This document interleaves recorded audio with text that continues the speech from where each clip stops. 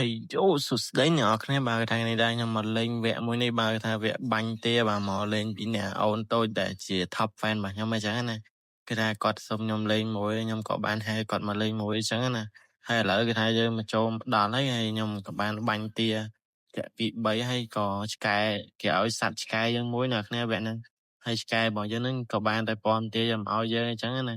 hay bà nè khné trong đăng hai nhom lên vẽ nó bán cho nó mà ngay mà dốt nè khné complete ទស្សនាវីដេអូនេះពីដើមរហូតដល់ចប់បាទហើយវីដេអូនេះប្រហែលជា6-7នាទីហ្នឹងអ្នកគ្នាហើយមិនដឹងថាខ្ញុំបានវាយដល់ចំបាត់ទេអ្នកគ្នាព្រោះថា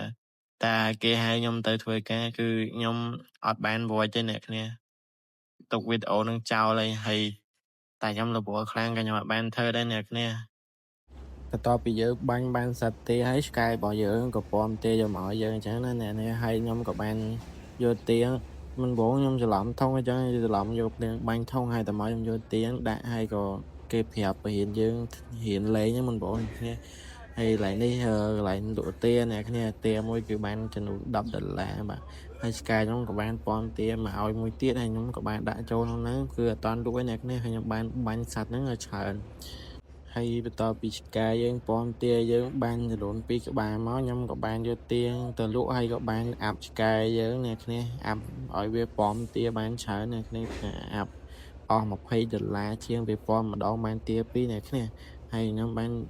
យកទាហ្នឹងមកដាក់ឲ្យចូលនៅក្នុង hub អញ្ចឹងហើយអាប៉ែដែលជា top fan របស់ខ្ញុំអាកូនក្មេងហ្នឹងគឺគាត់អត់លក់ទេអ្នកគ្នាឆ្កែរបស់គាត់នៅអង្គុយតែម្ដុំហ្នឹងក៏អត់យកទាចេញពីមាត់ឆ្កែអញ្ចឹងណា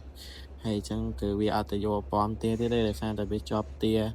នៅក្នុងមាត់របស់វាដល់យើងអាប់វាឲ្យពំដាក់នៅក្នុងធុងនឹងអូតូបានវាអូតូអ្នកគ្នាហ្គេមហ្នឹងហើយអ្នកគ្នាបានលេងអីហ្គេមហ្នឹងគឺថាសប្បាយលេងខ្លាំងមែនទែនបន្ទាប់ពីការយើងលេងអស់ឡើងមួយយូរជាច្រើនវិនាទីមកក៏វាលោតចូលយប់ទី2ហើយពេលហ្នឹងក៏បានចេញជាមេទាមកអ្នកគ្នាហើយគេថាមេហ្នឹងមានឈាម200ជាងអ្នកគ្នាហើយខ្ញុំឲ្យ2នាក់អូនតូចហ្នឹងគេថាខំបាញ់ហើយមេហ្នឹងគឺថាអត់តន់ស្អីខ្លាំងទេអ្នកគ្នាដោយសារតែវាថ្ងៃទី1ចាមេនៅក្រិតខ្សោយឡើយទេហើយដល់ពេលយើងលេងច្រើនទៅគឺថាមានទាទុយហ្នឹងហោះមកបុកយើងទៀតអ្នកគ្នាហើយគេថាមេទាគឺខ្ញុំបាញ់តាមអត់ឃ្លាតទេគឺងាប់តែម្ដងអ្នកគ្នាហ្នឹងហើយអ្នកគ្នាវីដេអូនេះគឺខ្ញុំបានកាត់ទៅចឹងណាហើយកន្លែងនេះដែរគឺថាខ្ញុំកំពុងតែអាប់ level គ្រាប់កំភ្លើងសុកហ្នឹងកម្លាំងកំភ្លើងសុកហ្នឹងស្រាប់តែវាឈានចូលយប់ទី3អ្នកគ្នាហើយវាក៏បានចេញមេកងានមកគឺមេយប់ទី3អញ្ចឹងណាហើយមេនេះមានឈៀងដល់1000ជាងអ្នកគ្នាតែយើងអត់ភ័យទេដោយសារតែយើងបានអាប់កំភ្លើងអាប់គ្រាប់កំភ្លើងយើងចំនួនច្រើនខាប់bây giờអ្នកគ្នាគឺថាមេហ្នឹងគឺថា easy ខ្លាំងមែនតើបាទ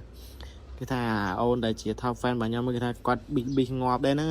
ហើយដល់ពេលនេះហ្គេមហ្នឹងគាត់ដូចជាងាប់អ្នកគ្នាតែដល់ងាប់វាអាម៉ានទៅគឺខ្ញុំភ្លេចបាត់ហើយគឺលេងជុំមិញអីចឹងណាហើយអ្នកគ្នាចាំមើលវីដេអូហ្នឹងដល់ចប់ទៅហើយកន្លែងនេះគឺថាខ្ញុំបានបាញ់កងានហ្នឹងជាច្រើនគ្រាប់អីរហូតដល់ងាប់វិញច្រើនអ្នកគ្នាហើយខ្ញុំក៏ធ្វើការបាញ់ទាបន្តទៀតអ្នកគ្នាហើយក៏ខ្ញុំបាញ់ទាវគ្គនេះគឺថាមានទាហោះមកបុកយើងច្រើនជាងវគ្គមុនបាទហើយយើងចូលថ្ងៃទី4នេះអ្នកគ្នា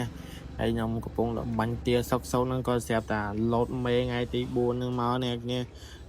មេសានេះគឺថាធំខ្លាំងមែនតើបាទមានផ្ទះមានអីច្រើនខ្លាំងជាងមេយប់ទី3យប់ទី2ទៀតអ្នកគ្នាហើយយើងក៏មិនទុកយូរដែរព្រោះមេនេះមានឈាមរហូតដល់3000ជាងចូល4000អ្នកគ្នាបាញ់វាយកហើយយើងមាន skill ទម្លាក់ស្លាប់ទៅអីមកទៀតអ្នកគ្នាបើយកអត់គិតត្រូវតែ2 skill របស់វាគឺអាចងាប់ណាអ្នកគ្នាវាហ្នឹងហើយទៅពេលវាទម្លាក់ skill យើងត្រូវគិតទៅហើយឥឡូវនេះគឺខ្ញុំបានបាញ់វារហូតដល់ងាប់អ្នកគ្នាហ្នឹងហើយអ្នកគ្នាបន្ទាប់ពីការសំឡងមកជាច្រើនថ្ងៃមកគឺថាឥឡូវចូលដល់ថ្ងៃទី7ហើយអ្នកគ្នាចិត្តចូលដល់ថ្ងៃទី8ហើយអ្នកគ្នាហើយគឺខ្ញុំថាមានសត្វហោះបុកច្រើនខ្លាំងមែនតើអ្នកគ្នាតែសហជាងវគ្គមុនច្រើនណាអ្នកគ្នាព្រោះខ្ញុំអត់ដាក់វគ្គទី5វគ្គទី6ហ្នឹងគឺថាខ្ញុំជិលកាត់ដែលអញ្ចឹងអ្នកគ្នាដោយសារតែយើងបញ្ញាប់ហើយអាកន្លែងនេះខ្ញុំកំពុងបាញ់សត្វសុំហ្នឹងក៏វាលោតចូលថ្ងៃទី8អ្នកគ្នាហើយគឺថាអូនដែលជាអ្នកលេងរបស់ខ្ញុំ top fan របស់ខ្ញុំគឺថាវាបាន